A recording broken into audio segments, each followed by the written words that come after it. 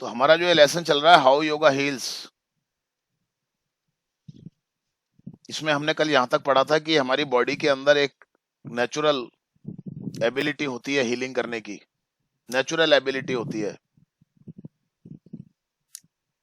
अपने आप हमारी बॉडी के अंदर फंक्शन होता है, अपने आप हीलिंग करने वाली कैपेसिटी एबिलिटी हमारी बॉडी के अंदर होती है, और हम उसको बना के रख सकते हैं अपने खान पान से, अपनी लाइफ स्टाइल से। और नहीं तो मैंने आपको समझाया ही था कि किस तरीके से कैसे क्या होता है। आगे आइए। Chronic stress can lead to continuously high levels of cortisol. Chronic stress का मतलब होता है लगातार लंबा अगर तनाव हम रहते हैं, अक्षित भैया, लंबे तनाव में अगर हम रहते हैं चाहे किसी भी वजह से हो वो, तो उससे क्या होता है, हमारी बॉडी के अंदर एक कॉर्टिसोल नाम का एक पदार्थ बनता है, उसका लेवल बढ़ता चला जाता है। ध्यान रखिए आप, साइंटिफिक फैक्ट हैं सारे के सारे। और this hormone at normal levels helps to maintain an active healthy body including regulation of metabolism and blood pressure। और ये जो कॉर्टिसोल नाम का जो हार्मोन होता है जो हमारी बॉडी के अंदर बनता है, बनता तो है ही है, और अगर ये एक नॉर्मल लेवल पर अगर ये बनता रहता है तब तो ये हमारी बॉडी के लिए बड़ा यूजफुल होता है, हमारे शरीर को स्वस्थ रखता है, हमारे शरीर को सक्रिय बनाए रखता है। कॉर्टिसोल जीके की बात नहीं, ध्यान रखिए आप। और अगर नॉर्मल लेवल पर अगर ये हमारी बॉडी के अंदर अगर बन रहा है, सुन लीजिए आप, नॉर्मल लेवल पर अगर बन रहा है तब तो ये हमारी बॉडी के लिए अच्छा है, क्योंकि ये हमारी बॉडी के अंदर जो मेटाबॉलिज्म जो होता है, उपापचय की क्रिया जो होती है, उपापचय की क्रिया का मतलब जो भी कुछ हम खाना पीना खाते हैं और वो खाना पीना पचता है और पचने के बाद में उससे जो ऊर्जा बनती है उसको उपापचय की क्रिया कहते हैं, उसको मेंटेन करके रखता है और हमारे शरीर के ब्लड प्रेशर को मेंटेन करके रखता है। ध्यान रखना आप, अगर ये नॉर्मल लेवल पर अगर ये कॉर्टिसोल हमारी बॉडी के अंदर रहता है तो। लेकिन जब हम ज्यादा तनाव में होते हैं, बहुत ज्यादा तनाव अगर हम रखते हैं, लगातार अगर हम तनाव रखते हैं, तो ये जो कॉर्टिसोल होता है ना, ये बहुत ज्यादा मात्रा के अंदर हमारी बॉडी के अंदर बनने लग जाता है। समझ लीजिए आप अच्छे तरीके से। अब आजकल जो ज्यादा जो बीमारियां पैदा हो रही है उनका कारण क्या है? उनका कारण यही है कि लोग किसी ना किसी प्रकार के तनाव में रहते हैं, किसी ना किसी प्रकार के तनाव में रहते हैं। ये होना चाहिए, वो होना चाहिए, मेरे पास ये नहीं है, मेरे पास वो नहीं है, मेरे पास कार नहीं है, मेरे पास मकान नहीं है, मेरे पास ये होना चाहिए, मेरे पास वो होना चाहिए, मैं पैसा कहां से लाऊं, मैं पैसा कैसे इकट्ठा करूं। ये तनाव व्यक्ति को क्या करता है, इस प्रकार के जो हमारे जो हार्मोन्स होते हैं कार्टिसोल जैसे, इनका लेवल बढ़ जाता है तनाव करने से। समझ लीजिए आप, और ये बीमारियां पैदा होने लग जाती हैं।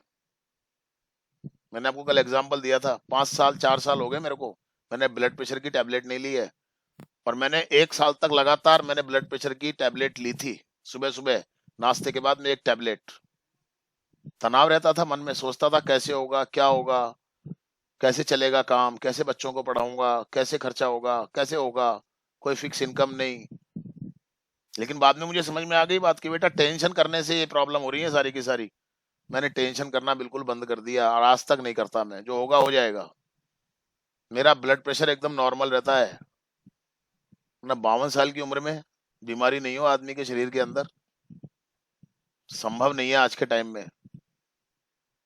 लेकिन इसका बहुत बड़ा कारण मैं क्या मानता हूं, मैं तनाव रहित रहता हूं, बिल्कुल तनाव रहित रहता हूं, एकदम तनाव नहीं करता बिल्कुल भी, क्या किसी भी चीज का, बीमारियों से बचा हुआ हूं। But excessive amounts of cortisol can suppress the immune system and cause sleep disturbances and loss of appetite. लेकिन अत्यधिक मात्रा जो होती है ना कॉर्टिसोल की, और कॉर्टिसोल की अत्यधिक मात्रा कब बनती है हमारी बॉडी के अंदर, जब हम तनाव में रहते हैं। ये क्या करती है, हमारी बॉडी के अंदर जो इम्यून सिस्टम होता है, इम्यून सिस्टम का मतलब हमारे शरीर की जो रोग प्रतिरोधक क्षमता होती है उसको दबा देती है, उसको कम कर देती है, रोग पैदा होने लग जाते हैं। And cause sleep disturbances. और हमारे हमारे अंदर क्या होता है, नींद, अनिद्रा की बीमारियां हो जाती हैं, नींद प्रॉपर नहीं आती हैं जब ये कार्टिसोल ज्यादा बनता है हमारी बॉडी के अंदर। मैंने देखा है, इन सब चीजों को मैंने महसूस किया है। 3-3 4-4 दिन मेरे को हो जाते थे, मेरे को नींद नहीं आती थी, घूमता रहता था छत के ऊपर बाहर, पर ये बड़ा परेशान रहता था क्योंकि इतना ज्यादा टेंशन में रहता था। तो कार्टिसोल बहुत ज्यादा बनता था, सारे बॉडी का सिस्टम खराब करके रख दिया था उसने। तनाव मत करना कभी भी, मेहनत करो, तनाव मत करना कभी भी। एंड लॉस ऑफ एपेटाइट, भूख खत्म हो जाती है आदमी की, ध्यान रखो आप। ये साइंटिफिक फैक्ट हैं जो इसमें लिखे हुए हैं। High levels of cortisol can also increase your heart rate, blood pressure, and your cholesterol and triglyceride levels, risk factors for both heart attacks and strokes। और कार्टिसोल की जब अत्यधिक मात्रा हो जाती है हमारी बॉडी के अंदर तनाव करने से, तो इससे क्या होता है, हमारी जो हार्ट बीट्स होती हैं वो तेज होने लग जाती हैं, ब्लड प्रेशर बढ़ने लग जाता है, और कोलेस्ट्रॉल जो होता है ना बॉडी के अंदर वो बढ़ने लग जाता है। एंड ट्राइग्लिसराइड लेवल्स एक ऐसा रिस्क फैक्टर होता है जो हमारे हार्ट अटैक और स्ट्रोक्स के लिए जिम्मेदार होता है। ट्राइग्लिसराइड लेवल जो होता है वो भी बढ़ने लग जाता है। अपने आप को फिट रखो आप, शारीरिक रूप से, मानसिक रूप से बीमार नहीं होना है बस अपने को, और उसके लिए तनाव मुक्त जीवन जीना है, तनाव मुक्त जीवन जीना है। The by products of cortisol act as sedatives. और जब हमारे अंदर कार्टिसोल ज्यादा बनने लग जाता है तो कार्टिसोल की वजह से क्या होता है, उदासीनता आने लग जाती है हमारे को, डिप्रेशन में आने लग जाते हैं हम, अवसाद में आने लग जाते हैं हम, which can lead to changes in mood, specially to feeling of depression. और इससे क्या होता है, अवसाद में आ जाते हैं हम, हमारी मन स्थिति बदल जाती है। अवसाद का मतलब होता है जब आदमी की जीवन जीने की इच्छा नहीं होती, कुछ भी अच्छा नहीं लगता है आदमी को, आदमी को लगता है सब कुछ खत्म हो गया, मेरी मैथ्स की पढ़ाई अच्छी नहीं हो रही, हाय राम अब क्या होगा, टीचर ही नहीं आ रहे, मैं पढ़ ही नहीं पा रहा ढंग से, पता नहीं क्या होगा। और इतना ज्यादा सोचने लग जाते हैं हम, इतना ज्यादा हम सोचने लग जाते हैं कि, और ज्यादा सोचने से तनाव में आ जाते हैं, और तनाव में आने से क्या होता है, कार्टिसोल बनने लग जाता है बॉडी के अंदर। और कार्टिसोल जब ज्यादा बनने लग जाता है तो उससे हमारी मन स्थिति बदलने लग जाती है, और हम अवसाद में आ जाते हैं, हम डिप्रेशन में आ जाते हैं, और कई बार तो लोग आत्महत्या तक कर लेते हैं। उनको लगता है कि सब कुछ खत्म हो गया। अरे भैया नहीं होता है ऐसा। मैं इन चीजों को इतना आपको बता सकता हूँ इसलिए क्योंकि मैं इन सब चीजों से गुजरा हुआ व्यक्ति हूँ। डिप्रेशन क्या होता है मेरे को पता है, सच बता रहा हूं मैं आपको। इसलिए कभी भी ऐसी स्थिति मत आने दो अपने सामने आप। आत्महत्या कौन, ज्यादातर लोग आत्महत्या जो करते हैं ना वो डिप्रेशन में आ जाते हैं, वो करते हैं क्योंकि उनको सारे रास्ते बंद नजर आते हैं, जबकि रास्ते कभी बंद नहीं होते हैं, ये हमको लगता है केवल। अब लेकिन ऐसा क्यों लगता है, उस कार्टिसोल की वजह से लगता है। वो जो कार्टिसोल इतना बॉडी के अंदर बनने लग जाता है ना, वो सारी ये चीजें करवाता है। और वो कार्टिसोल का कारण क्या होता है ज्यादा बनने का, टेंशन। क्लियर हो गई बात आपको। टेंशन कभी नहीं करना, मेहनत करो बस, ठीक है, जितना हो सकता है अपन कर रहे हैं। बात ये है, टेंशन नहीं करना कभी भी।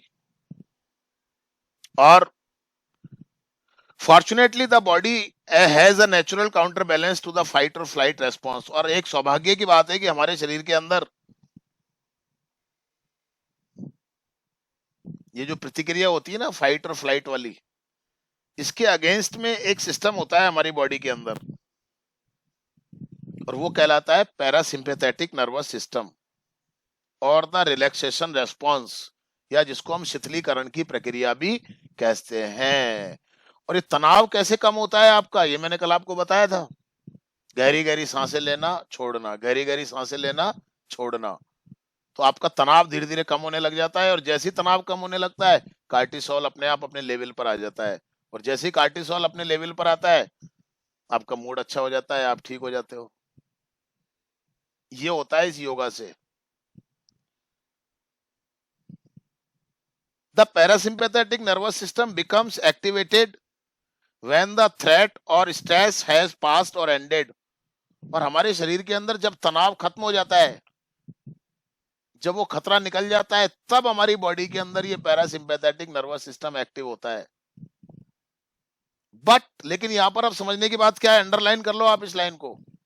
But it can also be consciously activated by deepening the breath and by relaxing the skeletal muscles. ये बात जो मैंने आपको बताई है,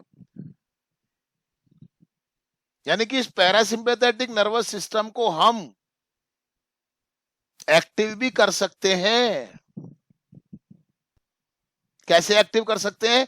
गहरी गहरी सांसें लेकर के और अपने शरीर को ढीला छोड़ करके बैठ जाओ और गहरी गहरी सांसें ले लो, सांसों पे अपना ध्यान लगाओ और आपकी बॉडी के अंदर पैरासिम्पैथेटिक नर्वस सिस्टम एक्टिव हो जाएगा। वैसे तो ये अपने आप ही एक्टिव होता है, पर कई बार नहीं होता है, बहुत ज्यादा तनाव होता है, तब इस सिस्टम को हम भी एक्टिवेट कर सकते हैं अपनी बॉडी के अंदर। और कैसे कर सकते हैं? गहरी गहरी सांसें लेकर के और अपने शरीर को बिल्कुल ढीला छोड़ के बैठ जाओ। और ये जब पैरासिम्पैथेटिक नर्वस सिस्टम फिर एक्टिव हो जाता है, और जब ये एक्टिव हो जाता है तो फिर ये सब कुछ ठीक होने लग जाता है। ये है मेन बात। When activated the parasympathetic nervous system lowers blood pressure. और क्या होता है जब हमारा पैरासिम्पैथेटिक नर्वस सिस्टम एक्टिवेट हो जाता है, जब हम टेंशन में होते हैं तो सिंपैथेटिक नर्वस सिस्टम एक्टिवेट होता है। ध्यान रखो, आप बात को सुनो जरा, समझो। जब हम बहुत ज्यादा तनाव में रहते हैं तो सिंपैथेटिक नर्वस सिस्टम एक्टिवेट होता है, और वो क्या करता है? हमारे शरीर की गतिविधियों को रोक देता है। और जब हमारा पैरासिम्पैथेटिक नर्वस सिस्टम एक्टिवेट होता है तो ये क्या करता है? हमारे ब्लड प्रेशर को कम कर देता है। सिंपैथेटिक नर्वस सिस्टम क्या करता है? ब्लड प्रेशर को बढ़ा देता है। और पैरासिम्पैथेटिक नर्वस सिस्टम क्या करता है? ब्लड प्रेशर को कम कर देता है। Heart rate, sympathetic nervous system क्या करता है? हमारे हार्ट रेट को बढ़ा देता है। हमारे हृदय की जो स्पंदन की जो गति होती है वो ज्यादा तेज हो जाती है। लेकिन जैसे ही हम पैरासिम्पैथेटिक नर्वस सिस्टम को एक्टिवेट करते हैं, हमारे हृदय की जो गति होती है धड़कने की, वो नॉर्मल होने लग जाती है। एंड रेस्पिरेशन, और हमारी जो श्वसन क्रिया होती है वो भी नॉर्मल होने लग जाती है। Digestion and elimination are allowed to be stimulated, और हमारे शरीर की जो पाचन क्रियाएं हैं, हमारे शरीर की जो उत्सर्जन क्रियाएं हैं, वो भी अपना काम करना शुरू कर देती हैं। And blood is free to travel to the digestive, reproductive, glandular and immune system systems necessary for the promotion of long term health.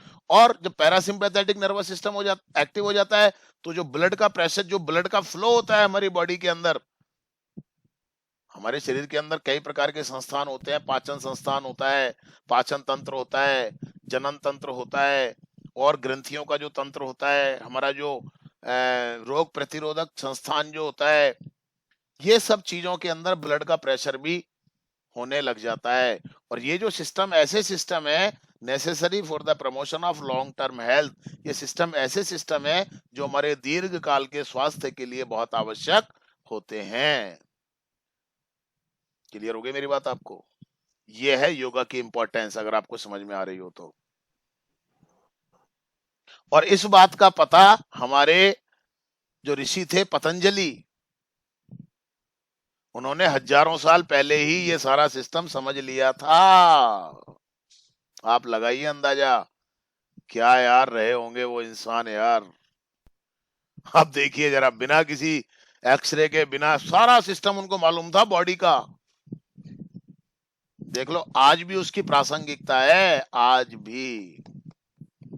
देख लो आप, समझ में आ रही है बात आपको?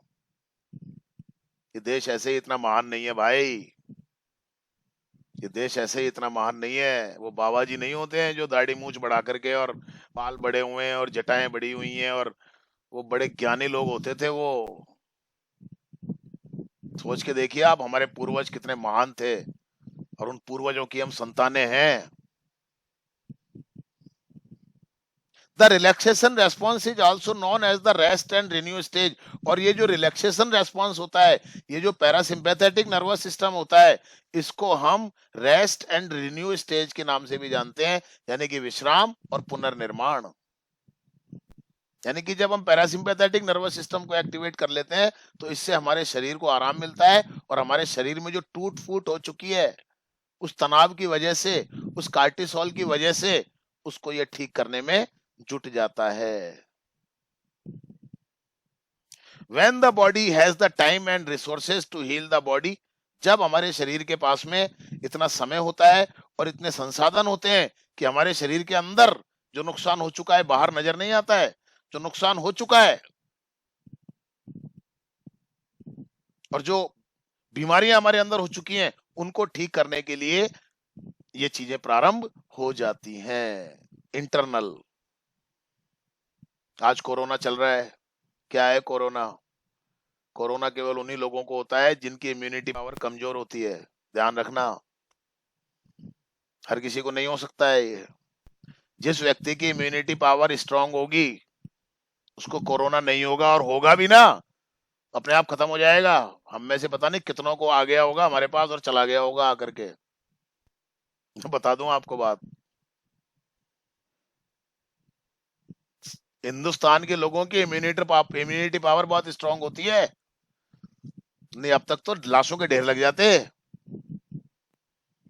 हमारा जो खान पान है ना, ये जो हम मसाले खाते हैं, ये जो हल्दी खाते हैं, ये खाते हैं ना हम सब्जियों में, ये हमारा खान पान जो है ना वो इतना स्ट्रांग है। ये हमारे पुरखों ने बड़े हिसाब से बनाया था ये सारा सिस्टम, कि हमारी इम्यूनिटी पावर बहुत स्ट्रांग रहती है। और इम्यूनिटी पावर स्ट्रांग रहती है इसीलिए हम बीमारियों से लड़ लेते हैं। कोरोना क्या, कोरोना के पिताजी भी आ जाएं तो कुछ नहीं बिगाड़ सकते। उसी के ऊपर इफेक्ट होगा कोरोना का जिसकी इम्यूनिटी पावर कमजोर होगी। समझ लेना आप अच्छे तरीके से। भैया, चोर उसी घर में घुसता है जिस घर के चौकीदार कमजोर होते हैं, जिस घर के दरवाजे कमजोर होते हैं। जिस घर के दरवाजे मजबूत होते हैं, जिस घर के चौकीदार मजबूत होते हैं, उसमें चोर भी घुसने की हिम्मत नहीं करता है। घुस भी जाएगा तो कुट पिट के निकलेगा बाहर। ध्यान रखना इस बात को आप। बिल्कुल। आपने सुना होगा WBC होती है हमारी बॉडी के अंदर, श्वेत रक्त कणिकाएं। क्या होती हैं श्वेत रक्त कणिकाएं?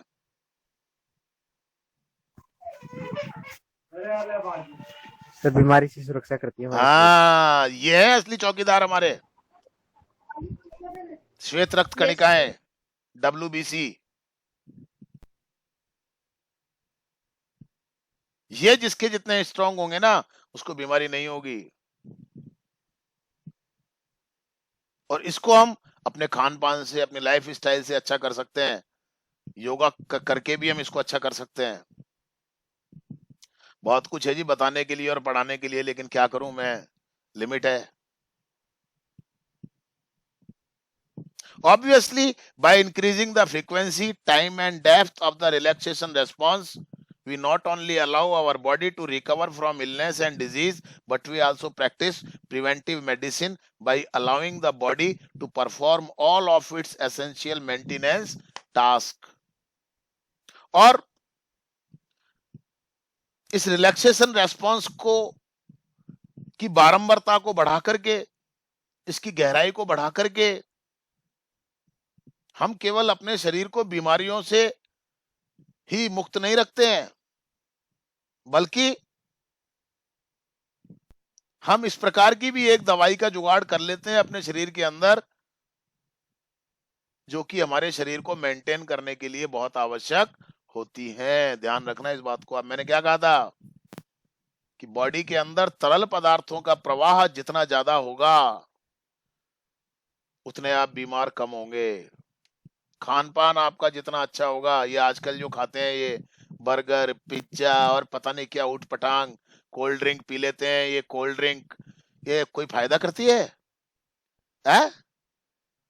अमेरिका जैसी कंट्री के अंदर तो इन कोल्ड ड्रिंक से गटर धोते हैं, और आप बड़े चाव से चस्का ले लेके ला एक गिलास और दे, लाना एक बोतल पेप्सी की, अमेरिका में बैन है, मालूम होगा आपको। हमारे यहाँ धड़ल्ले के साथ बिकती है। ये बेवकूफी हम लोगों की। कीटाणुनाशक पदार्थ होते हैं इनके अंदर, समझ लीजिए आप कितनी हार्मफुल होती है बॉडी के लिए। हमारा पेय पदार्थ क्या है? छाछ है, दूध है, दही है, जूस पियो आप, वो तो पीएंगे ही नहीं हम। उठपटांग चीजें चाहिए, पिज्जा पिज्जा अर्गर बर्गर, पता नहीं क्या क्या उठपटांग चीजें खाते हैं, बेकार चीजें हैं ये।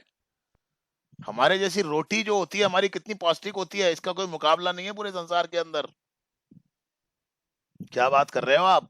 दलिया, खिचड़ी, अब तुमको कह दें खाने के लिए तो तुम्हारे तो नाक बंद कर लो तुम तो। पिछड़ापन मानते हैं दलिया? अरे भाई कुछ बहुत दम है इन चीजों के अंदर आज। हाँ,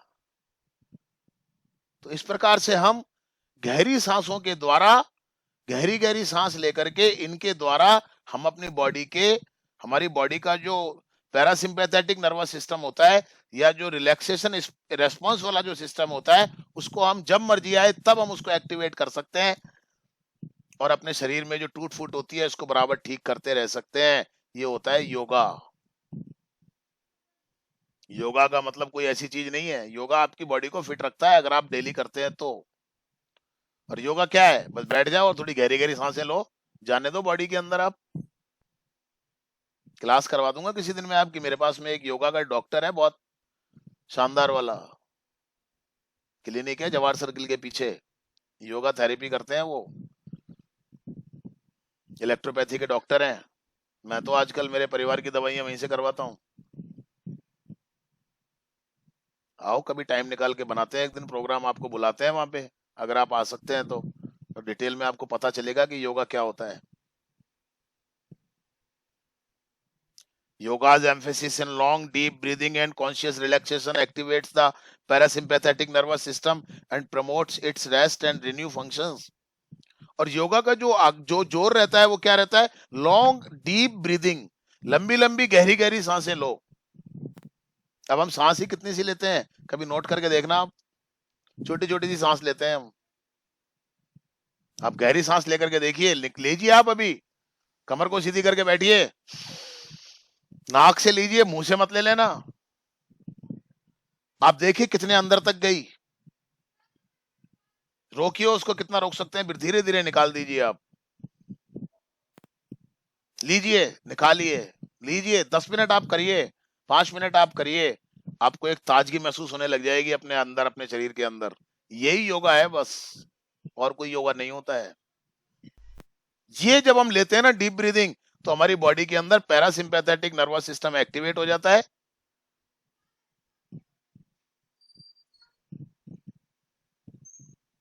और ये हमारा जो रेस्ट एंड रिन्यू वाला जो सिस्टम होता है, यानी कि विश्राम, और रिन्यू का मतलब नवीनीकरण करना किसी चीज का, यानी कि जो हमारे शरीर के अंदर टूट फूट हो जाती है उसको रिपेयरिंग करने का काम ये करता है। In fact, a recent study has shown yoga to decrease the level of the stress hormone cortisol in the blood. और अभी हाल ही में एक अध्ययन किया गया है, जब योगा का अध्ययन किया गया, यानी कि जब इसका अध्ययन किया गया ना बॉडी का, तो उसमें पता चला कि योगा की जो प्रक्रिया होती है, ये जो गहरी सांस लेना और छोड़ना, ये क्या करता है, हमारे शरीर के अंदर जो तनाव की वजह से जो कार्टिसोल जो ज्यादा मात्रा में बनने लग जाता है, उसकी मात्रा को नियंत्रित कर देता है।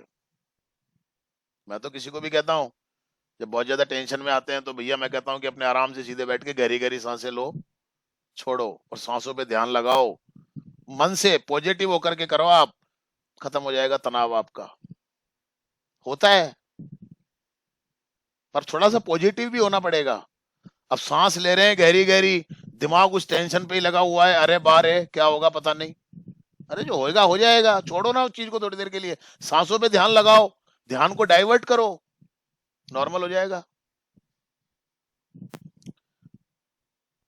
The meditative practices of yoga help to reduce the responsiveness of the mind to stressors and to lessen the intensity of the fight or flight response. और ये जो मेडिटेटिव प्रैक्टिसेस ऑफ योगा यानी कि उपचारात्मक जो अभ्यास हम करते हैं, किसका? योगा का। अलग अलग बहुत, योगा कोई छोटा विषय थोड़ी है, मैं तो कुछ भी नहीं जानता योगा के बारे में। मैं तो केवल इतना जानता हूं कि गहरी सांस ले लो, कुछ एक आध प्राणायाम है वो अपने, इसको अपन क्या बोलते हैं, एक सांस नाक से लेना दूसरी से छोड़ना, क्या बोलते हैं इसको, मुझे याद नहीं आ रहा, नाम भूल गया मैं, क्या बोलते हैं इसको, एक को अनुलोम विलोम। अनुलोम विलोम बहुत यूजफुल होता है, अनुलोम विलोम, सच बता रहा हूं मैं आपको। क्या है अनुलोम विलोम? एक सांस को, नाक को बंद किया, दूसरी से सांस लिया, फिर इसको बंद किया, इससे निकाल दिया, फिर इससे लिया,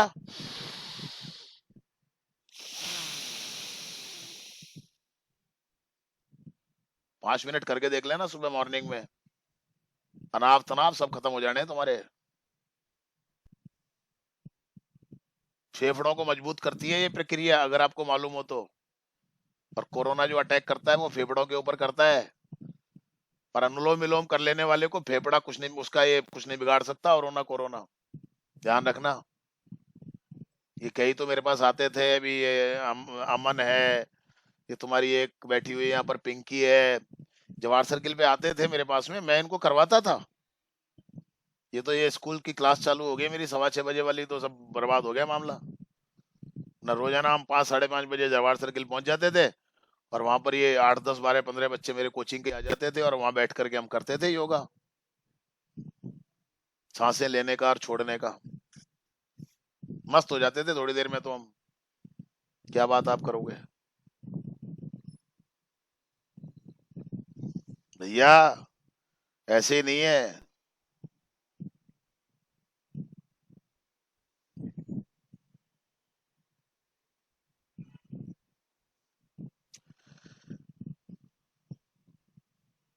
Not only does yoga's ability to activate the parasympathetic nervous system, नहीं छोड़ दिया मैंने, the meditative practices,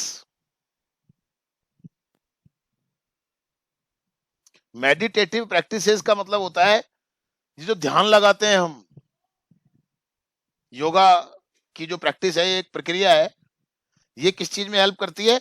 reduce the responsiveness of the mind to stressors, यानी कि हमारे माइंड के अंदर जो कुछ चीजें होती है जो तनाव पैदा करती हैं, उन चीजों को भी कम कर देती हैं अगर हम ध्यान लगाना सीख जाएं एक बार तो। ध्यान क्या है? आप कोई भी मंत्र, आप मंत्र का उच्चारण कीजिए, किसी भी चीज पे आप ध्यान लगा दीजिए, सांसें लेते रहिए और आप उसको करते रहिए, तो आपके माइंड का जो स्ट्रेस पैदा करने वाली चीजें होती है ना, स्ट्रेस पैदा करने वाली चीजें होती है ना, उनकी प्रतिक्रिया को कम कर देता है ये मेडिटेशन, जिसको बोलते हैं अपन ध्यान लगाना।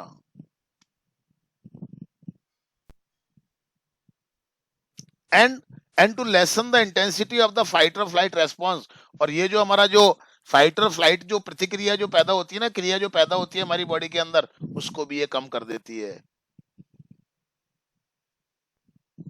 Yoga also teaches us to see potential stressors as challenges rather than threats, और योगा हमको ये भी सिखाता है कि जो हमारे संभावित जो तनाव के कारक होते हैं, उनको हम एक चुनौती के रूप में स्वीकार करें, ना कि एक खतरे के रूप में स्वीकार करें।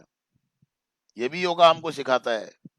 Enabling one to avoid the stress response entirely, और किसी भी व्यक्ति को इस योग्य बना देता है ये योगा कि वो हर प्रकार के तनाव की जो जितनी भी प्रतिक्रियाएं होती हैं उनको पूर्ण रूप से दूर करने की स्थिति में ला देता है व्यक्ति को। यानी कि योगा करने वाला व्यक्ति कभी भी तनाव का शिकार नहीं होगा, बिल्कुल नहीं होगा।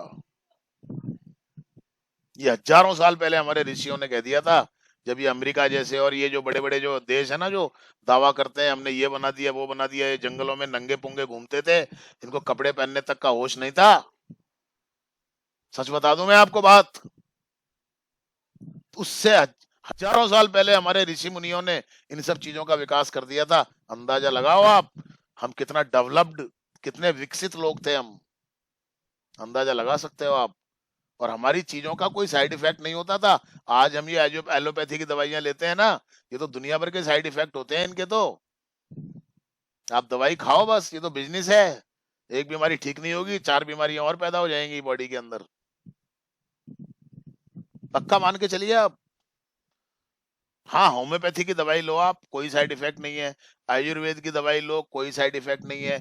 इलेक्ट्रोपैथी की दवाई लो, कोई साइड इफेक्ट नहीं है। लेकिन ये जो एलोपैथी है ना, ये तो बर्बाद करती है आदमी को। आदमी बस उसी में घूमता रहता है। बेटा एक बार डॉक्टरों के चक्कर में फंस गया तो आजा अब।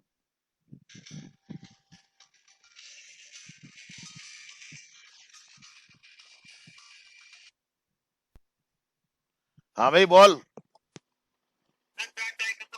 डाटा खत्म हो गया तो तू डाटा सारा का सारा चाट जाता है दिन भर में तो। अब कोई बात नहीं है, फोन पे रहे अब तू। फोन चालू रख दोबारा। चालू है ना?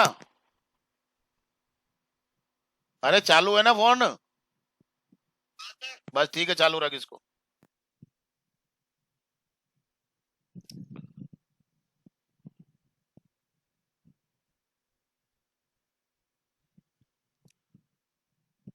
क्लियर हो गई बात आपको? Not only does yoga's ability to activate the parasympathetic nervous system reduce stress and allow the body to heal itself, और ये जो योगा होता है, इस योगा की जो योग्यता है, वो केवल हमारे पैरासिम्पैथेटिक नर्वस सिस्टम को ही एक्टिवेट करने की योग्यता नहीं है इसमें, बल्कि ये हमारे तनाव को भी कम करता है। And allow the body to heal itself, और हमारे शरीर को इस प्रकार से ये एक्टिवेट कर देता है, हमारे शरीर को, सिस्टम को, कि अपने आप ही शरीर के अंदर जो टूट फूट होती है उसकी अपने आप ही ये रिपेयरिंग करने लग जाता है, उसको हीलिंग करने लग जाता है, उसको ठीक करने लग जाता है। मैंने कल आपको समझाया था तरल पदार्थों से किस प्रकार से सब कुछ ये काम होता है। But the practice of the yoga also improves the bodies inherent healing abilities, और हमारे शरीर के अंदर जो एक जन्मजात, जो हमारी बॉडी के अंदर एक योग्यता होती है अपने आप शरीर को ठीक करने की, उसको भी ये मजबूत बनाता है ये yoga. The inverting, twisting and compressing that occur in yoga postures enhance the circulation of blood, और कई प्रकार की क्रियाएं होती हैं योगा के अंदर। हम प्रैक्टिस करते हैं, एक्सरसाइज करते हैं, शरीर को मोड़ना, तोड़ना, घुमाना, ऐसे करना, वैसे करना। देखा होगा आपने एक्सरसाइज करते हुए लोगों को। ये सब एक्सरसाइजेज योगा का ही हिस्सा हैं। इनसे क्या होता है, मान लो मैंने ऐसे किया, देखो मैंने ऐसे किया, मैंने ऐसे किया, मैंने हाथ नीचे किया, मैंने पैर मोड़ा, मैंने हाथों को पीछे ले गया। इससे क्या होता है, हमारी बॉडी का जो ब्लड सर्कुलेशन होता है ना, वो तेज होता है। वही बात आ गई ना, ब्लड सर्कुलेशन तेज होता है, तरल पदार्थों का प्रवाह तेज होता है।